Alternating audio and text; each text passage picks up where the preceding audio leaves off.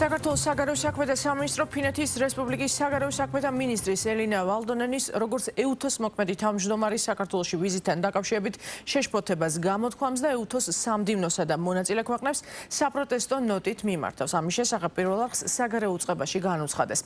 საგარეო საქმეთა სამინისტრო EUTOS სამდივნოსთვის გაგზავნილ ნოტაში აღნიშნავს, რომ საქართველოში ოფიციალური ვიზიტით გათვალისწინებული პროგრამის გარდა მინისტრი ელინა ვალდონენი შეუერთდა ანტისამთავრობო აქტივისტთა მცირე ჯგუფის მიერ ორგანიზებულ ქუჩის აქციას და გააკეთა განცხადება, რომელიც საქართველოში არსებული მდგომარეობის შესახებ საერთაშორისო საზოგადოების შეცდომაში შეყვანის მცდელობაა.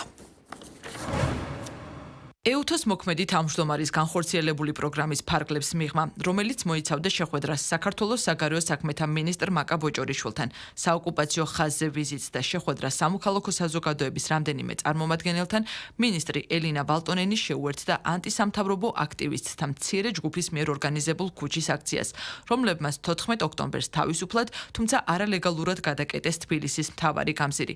მინისტრი ვალდონენის მიერ გაკეთებული საჯარო განცხადება, რომელიც არასახავს წარმოადგენს შეგნებულ მცდელობას, შეცდომაში შეიყვანოს საერთაშორისო საზოგადოება საქართველოში არსებული მდგომარეობის შესახებ. ეს ქმედებები ეწინააღმდეგება EUTOS ფარგლებში თანამშრომლობის სულისკვეთებას და შეიძლება ჩაითვალოს თავმჯდომარის მანდატის ბოროტად გამოყენებად, რაც აზიანებს ნდობასა და მოსალოდნელ ნეიტრალიტეტს.